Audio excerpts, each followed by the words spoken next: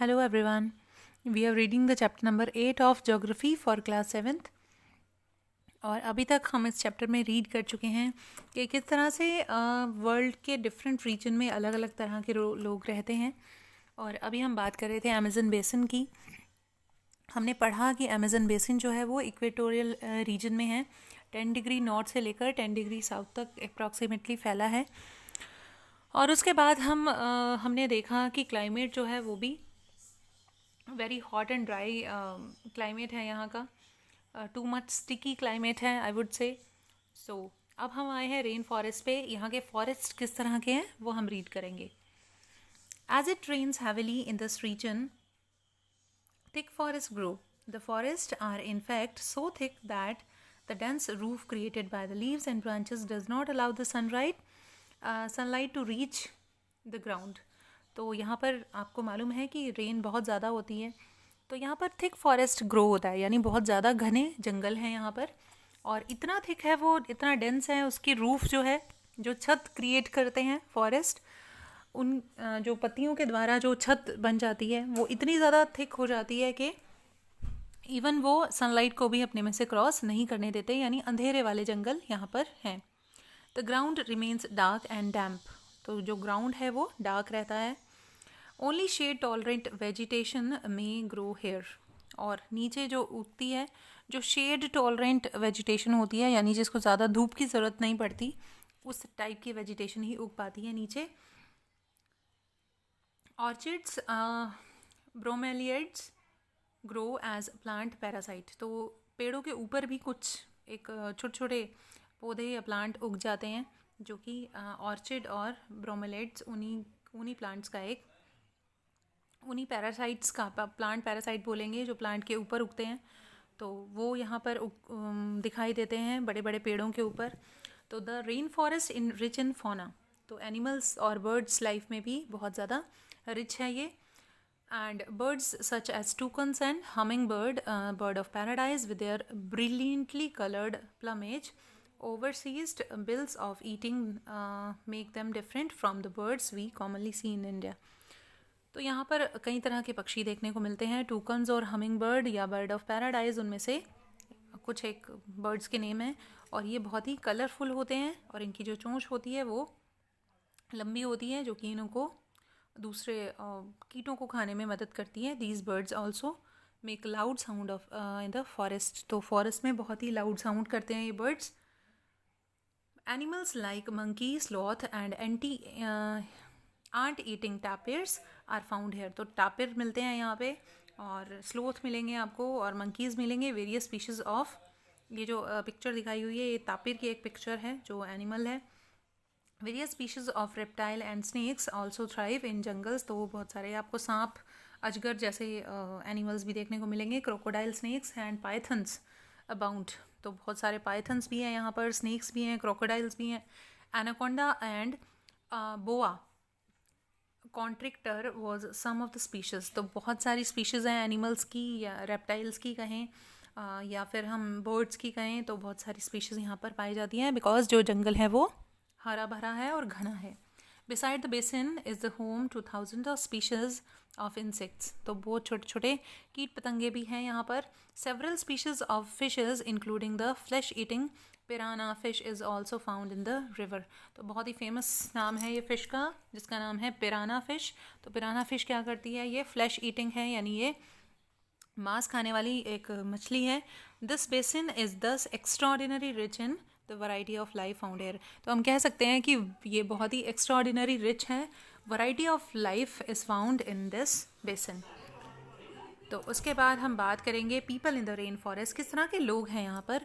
People grow most of their food in small areas after clearing some forest trees in the forest, तो forest का area cover करके लोग जो हैं यहाँ पर खाना उगाते हैं। While man hunt and fish along the rivers, women take care of the crop, तो जो मैन है वो हंट करते हैं, शिकार करते हैं, और फिशेस पकड़ते हैं, और जो वुमेन है वो क्रॉप उगाती हैं।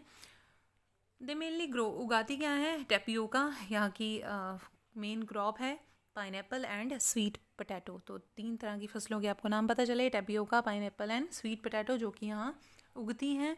As hunting and fishing are uncertain, it is the women who keep their family alive by feeding them the vegetables they grow.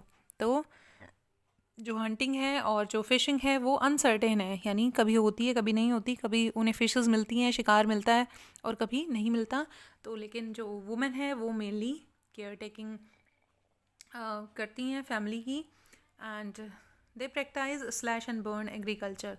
तो आपने शिफ्टिंग कल्टीवेशन का नाम सुना होगा, वही है, उसी को ही कहते हैं हम स्लैश एंड बर्न एग्रीकल्चर. यानी जब हम जंगलों को काट कर उनको जलाकर वहाँ पर खेती करते हैं तो उसको स्लैश एंड बर्न एग्रीकल्चर कहते हैं. The staple food is manioc. जो यहाँ का फूड है वो क्या है?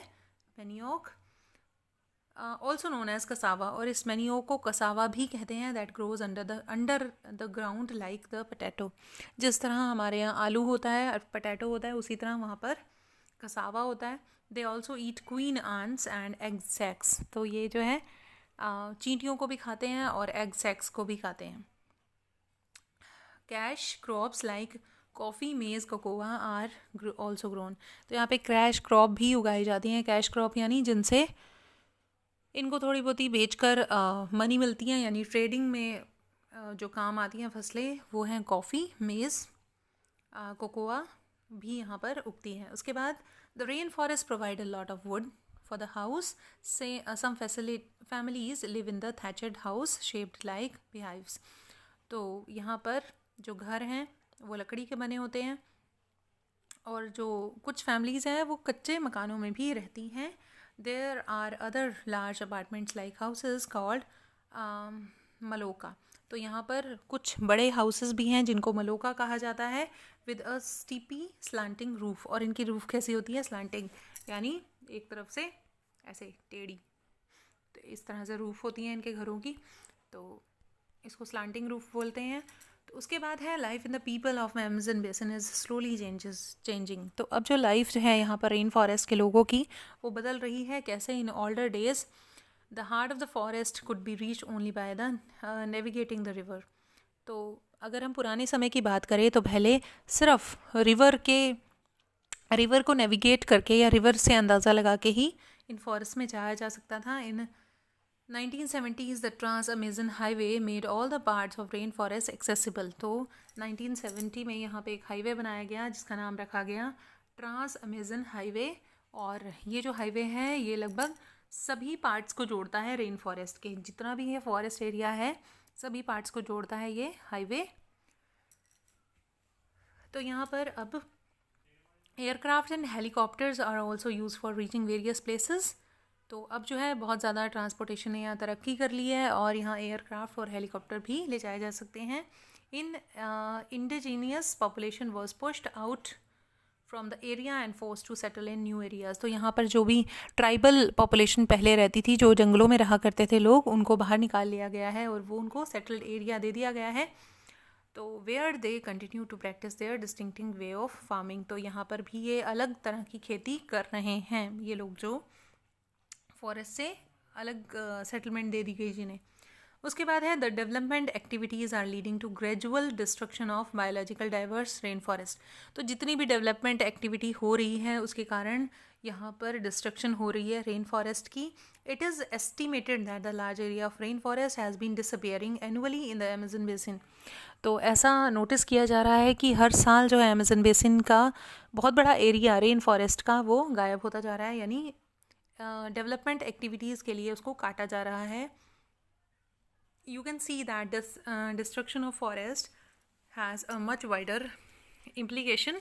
The topsoil is washed away as the rain falls and the lush forest turns into barren landscape. तो होता है क्या है, क्योंकि यहाँ पर बारिश इतनी होती है तो अगर हम फॉरेस्ट को काट दें तो लैंड का जो फर्टाइल टॉप सॉइल है वो बह जाएगा और बैरन लैंडस्केप रह जाएगा. तो ये दिखा रखा है पिक्चर्स के ज़रिए कि ग्रेजुअल डिस्ट्रक्शन हो रहा है फॉरेस्ट का. पहले कितने ज़्यादा फॉरेस्ट थे, उसके बाद कम हुए और उसके बाद और कम हो गए और सेटलमेंट बढ़ती गई. तो नेक्स्ट जो हमारा टॉपिक है life in the Ganga Brahmaputra basin, वो हम पढ़ेंगे कल के पार्ट में. Thank you very much for listening me.